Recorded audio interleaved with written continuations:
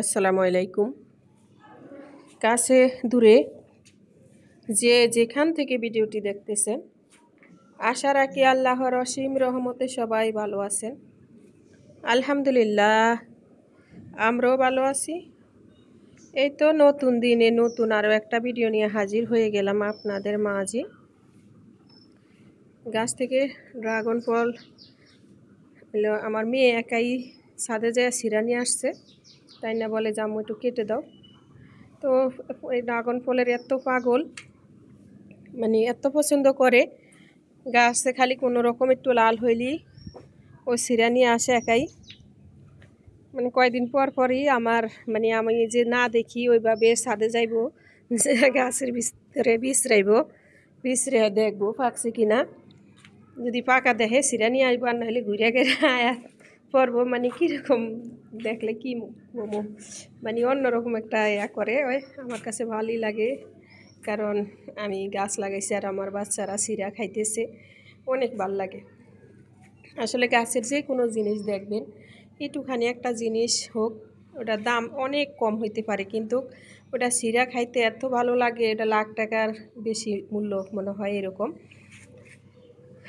এরকম মনে হয় একটা যে কোনো জিনিস নিজের হাতের লাগানো খাইলে ছিঁড়তে পারলে।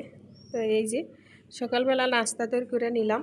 তো আমি কারা কারা এরকম খাইতে পছন্দ করেন, দুধের ভিতরে একটু হালকা চিনি দিয়া রুটিগুলো দিয়া, তারপরে এরকম ছোটোবেলায় অনেক খাইছিলাম। আমার বাবার বাড়িতে অনেক মহিষ ছিল, তো মহিষের দুধ দিয়া খাইতাম। আর লাল আটা যেটা গম খেতে বনতো, ওই ক্ষেতের গম দিয়া আর এই যে দুধ দিয়া, সরি গম না তো রুটি, লাল আটার রুটি আর দুধ দিয়া ভিজিয়ে খাইতাম। তো আজকে না হঠাৎ করে দুধ যে ফ্রিজের থেকে বের করছি, গরম করছি, আমার মনে পড়লো যে ছোটোবেলায় খাইছিলাম। তো এরপরে যে ওইভাবেই আজকে ছোটোবেলার মতো করেই খাইলাম।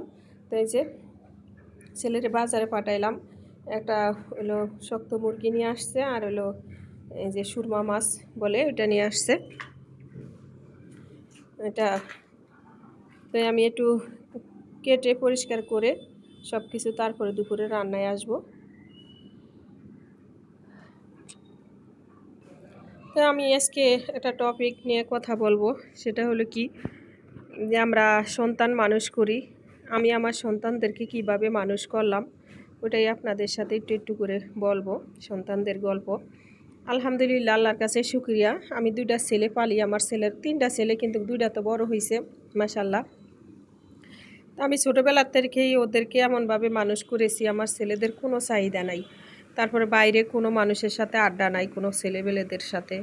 তারপরে আবার মনে করেন যে আছে না বাচ্চারা, আমার যেটুকু আল্লাহ দিয়েছে সম্পদ, ওটুক হিসাবে অন্য যদি বাজে পোলাপাইন হইতো, চাহিদা থাকতো যে আমার বাপের এত বাড়ি আছে, ঘর আছে, এত টাকা ভাড়া পাও, আমার বাবার এত ইনকাম, তাহলে আমাদেরকে ওইভাবেই, মানে সরি গলাটা আমার কেমন জানি ডিব্বাইতেছে, ওইভাবেই মনে করেন টাকা পয়সা আত্মসাৎ করার চেষ্টা করতো, বা নিত, ভাঙতো, উড়াইতো, কিন্তু আমার ছেলেরা কখনো তা করে না। এখন আমার ছেলেরা প্রয়োজনে যদি 100টা টাকা নিয়ে বাজারে যায়, ওইখান থেকে যদি 10টা টাকা ফিরে, ওই 10টা টাকায় না আমার হাতে দিবে, বলবে যে 90 টাকার জিনিস কিনে নিয়েছি, 10টা টাকা বাঁচছে।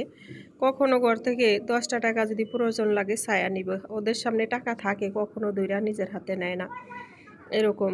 কিন্তু আমি আমার সন্তানদেরকে নিয়ে অনেক সুখী। আলহামদুলিল্লাহ, আল্লাহর কাছে শুকরিয়া। আমি দোয়া করি পৃথিবীর প্রতিটা বাবা মায়ের ঘরে যেন এরকম সন্তান আল্লাহ দান করে।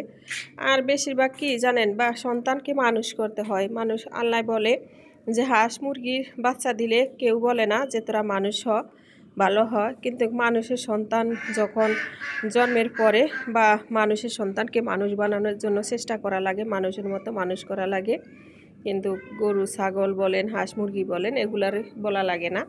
তো আমি আমার সন্তানদেরকে সব সময় অভাবে রাখি, ছোটোবেলা থেকেই ওদেরকে আমার টাকা পয়সা ঘরে থাকলেও কখনো ওদেরকে আমি টাকা পয়সা ভরপুর দিয়া, কাপড় চোপড় বলেন, কোনো কিছু দিয়া ওদেরকে আমি সব সময় অভাবে রাখতাম, অভাবে ছোটোবেলাতে যদি বাচ্চাদেরকে অভাব দেখিয়ে মানুষ করেন, ওইসব বাচ্চারা অভাবী মানুষ হইব আর মানুষের মতো মানুষ হইব। আর ওদেরকে যত ভরপুর দিবেন ওদের লোভ লালসা বেড়ে যাবে।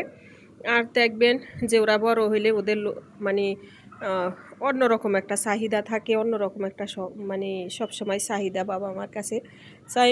আসলে এখন বর্তমানে বাবা মা সন্তানরা এমন অবস্থা, হয়তো টিভি খুললেই খবরে দেখা যায় যে সন্তান বাবা মারে মাইরা লায়, বাবা মা সন্তান মাইরা ফেলায়। কিছুদিন আগে একটা খবর দেখছিলাম যে নিজের সন্তানকে নিজে মায়েরা বাবা মায় থানা আইসা হাজির হয়ে গেছে, স্বীকার করতেছে যে আমি আমার সন্তানকে মেরে ফেলছি। তো এরকম অবস্থা হয়। এই জন্য সন্তানদেরকে সবসময় হলো অভাবে রাখবেন, অল্প চাহিদার ভিতরে রাখবেন। তাহলে ছোটোবেলার থেকে ওদেরকে শিখাইবেন যে এইভাবে চলতে হয়। এভাবে আমার সন্তানরা আলহামদুলিল্লাহ কোনো চাহিদা নাই, কোনো যে যে একটা জিনিস এখন লাগবো এখনই দিতে হইব এরকম কোনো চাহিদা নাই। ওদের একটা জিনিস দিলে দরকার হয় 2-4-5 দিন আগে ওরা জানাইবে যে আমার এই জিনিসটা দরকার, কলেজে বা ভার্সিটিতে বা স্কুলে এই জিনিসটা দরকার, আমার এই জিনিসটা অমুক তারিখে দিবা, এইভাবে বলবো। তো কথা বলতে বলতে আমি কিন্তু শক্ত মুরগির মাংসটা আলু দিয়ে রান্না করছি, আর হইলো কলা দিয়া মাছ রান্না করছিলাম, এই দুইটা রান্না করলাম। তো আমার সন্তানরা এইভাবেই চলাফেরা করে। তো এই জন্য আমি অনেক সুখী, আল্লাহর কাছে হাজারো শুকরিয়া আল্লাহর যে আমার কতটা সুখে রাখছে। হয়তো চোখের সামনে দেখলে আপনারা বিশ্বাস করতেন যে আমি আমার সন্তানদেরকে নিয়ে আমি কতটা গর্ববোধ করি এখন। কিন্তু জানি না বিয়ে করার পরে আমার সন্তানরা কীরকম হইবে অন্য একটা মানুষের সাথে মিশার পরে। কিন্তু আলহামদুলিল্লাহ এখন অনেক ভালো, অনেক ভালো। সবসময় সন্তানদেরকে অভাব দেখিয়ে মানুষ করবেন। সন্তান অভাব দেখে মানুষ হইলে ওরা মানুষের মতো মানুষ হয়। আর ওদেরকে সবসময় যদি ভরপুর দিয়া চেষ্টা করেন, দামি দামি জিনিস দিয়া, যেমন আমার মেয়েটা, আমি চেষ্টা করলে আমার মেয়েটার লেগে দামি দামি কাপড় চোপড়, দামি দামি পোশাক আইনা ওকে দিতে পারি। কিন্তু আমি অত দামি কাপড় চোপড় ঈদে বা কোনো অনুষ্ঠানে ছাড়া আমি ওকে বেশি দামি জিনিস বলেন, বেশি দামি একটা গিফট বলেন, এইসব দিয়া এখন আমি ওরে অভ্যাস করি না। কারণ ওই যখন বুঝতে শিখবে তখন ওর চাহিদা থাকবে যে আমি দামি কাপড় পরবো, দামি পোশাক পরবো, দামি খাবার খাইবো। এজন্য ওদেরকে আমি ছোটোবেলার থেকেই কম দামি জিনিস দিয়েই মানুষ করি, যাতে ওরা বুঝতে পারে যে না অভাব কোনটা আর হলো মানে ভালো কোনটা মন্দ কোনটা, এরকম শিখে। আমার ছেলেরা তো আলহামদুলিল্লাহ কখনো কোনো মানুষের সাথে আড্ডা দেওয়া বলেন, কোনো মানুষের সাথে বাজে খরচ বলেন কোনো জায়গায়, এসব কখনো করে না। নিজের প্রয়োজনে 10টা টাকা স্কুল কলেজে লাগলে নিবে, কাপড় চোপড় লাগলে বাবা মার কাছেই বলবে যে আমার কাপড় লাগবো, তারপরে বাবা মা যা দিব তাই।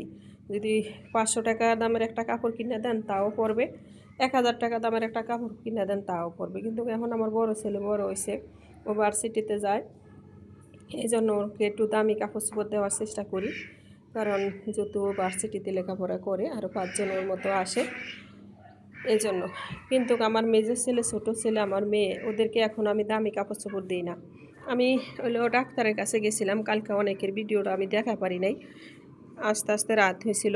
আর আসার সময় যে মাশরুম নিয়ে আসলাম, তো আনার সাথে সাথে আমার বাচ্চারা অনেক পছন্দ করে, আনার সাথে সাথেই মাশরুমের চপ খাইবো আমার মেয়ে।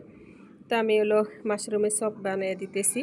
তো এই মাশরুমটা কয়েক জাতি হয়, তো অন্য সময় অন্য আনি, কিন্তু এটা আমার দেখে ভালো লাগছিল যে আমি রান্না করে খাবো, এজন্য তো রান্না করে খাবো। আবার সব বাজলো, এটা আসলে আলহামদুলিল্লাহ খাইতে অনেক মজা লাগছিল। আগে যেগুলো আনি ওগুলার সেটা দামও বেশি, কেজিতে ওইটার সেটা ডাবল দাম কিনতে গেলে।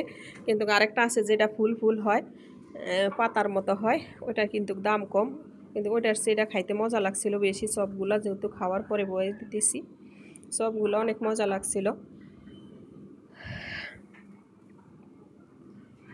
তো এটা হলো একটু রাত্রে ভিডিও করে নিছিলাম, দেখেন আমি একটু তুইলা খাইতেছি, আর আমার মেয়ে কয় তুমি আগে খাইয়া নিবা সব, আমার কি দিবা না? আমি কই না মা, আমি খাম না, সব তোমারও দিব। আমি ভাবছিলাম যে এটা প্রথম সব বানাইতেছি, দেখি সিদ্ধ হয়েছে কিনা ভিতরে। আর আমার মেয়ে কইতেছে যে মা তুমি কি খাইবা, আমারে দিবা না? বলেন বাচ্চারা এইভাবে কথা বলে।